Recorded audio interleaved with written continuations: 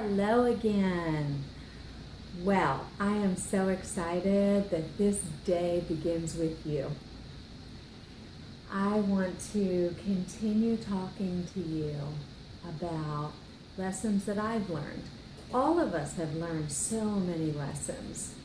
And if we would share them with other people, so often it is a pinnacle moment for them because they may be going through the same thing. The Word of God says nothing is new under the sun. And there is no temptation that you're going through that your brothers and sisters all around the world are not going through.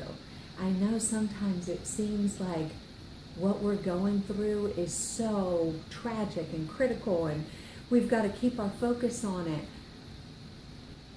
But then you learn a lesson from God. And you're on the other side of it. And you sharing what you learned through that time helps your brothers and sisters that are going through the same thing. So, what I want to talk to you about today is that healing is a good thing. A lot of the times God has been misconstrued as being the one that puts sickness on you, and he brings sickness because it brings trials and it brings growth, and you'll learn so much from sickness. That's a lie. You won't learn anything from sickness other than it doesn't feel good. Anyone who has ever suffered from a sickness that has gone on for a long time, what is your main focus? It's on yourself. It's on not feeling good. I've got to feel better. How can I feel better? God, why are you not healing me? God, why am I not better? Well, if all you're thinking about is yourself, then you're not able to minister to other people. You're not able to love on other people.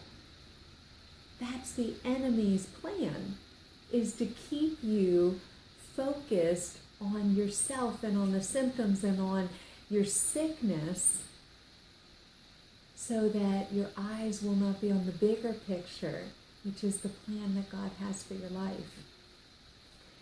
So, healing is a good thing. In Acts 10:38, it says that Jesus went about doing good and healing all that were oppressed of the devil. He went about doing good, healing. Healing is a good thing. I'm sure each one of us has gone through major sicknesses that we've been healed from, but maybe you haven't. Maybe you've just had a cold. Maybe you've just had a headache.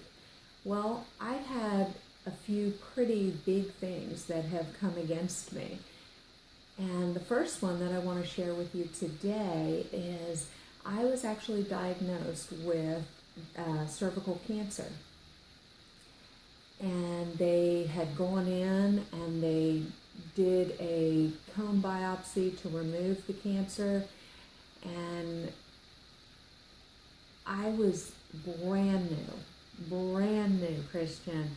I was only 9 months into knowing the Lord, and I'm diagnosed with cancer. I had 2 children at the time, and my husband wasn't saved.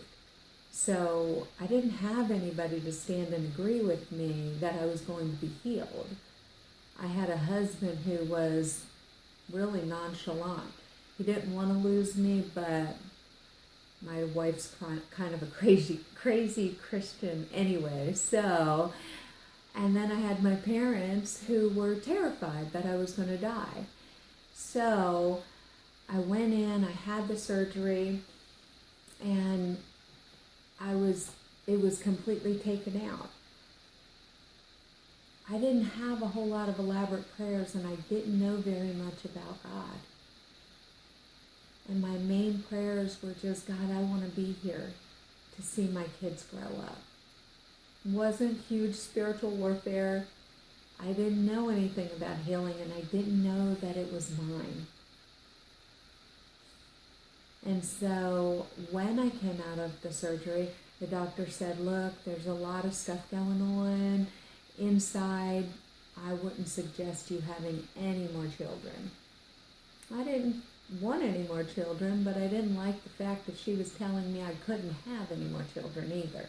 How many of you can attest to that?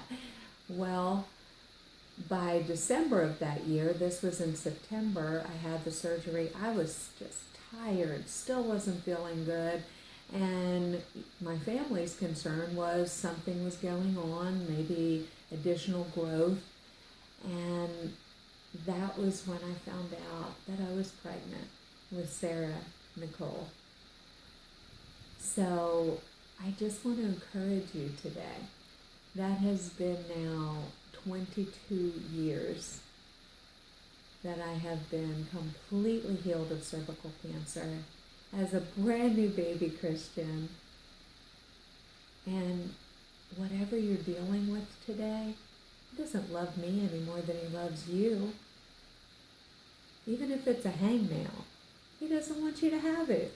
He wants you to walk completely healed. So today, receive healing as a gift and take it and enjoy it. Thank you so much for being here today. Know that we love you, that we're praying for you. Please continue to send us in your prayer requests, your comments, your concerns. Let's stay connected to each other and to the vine.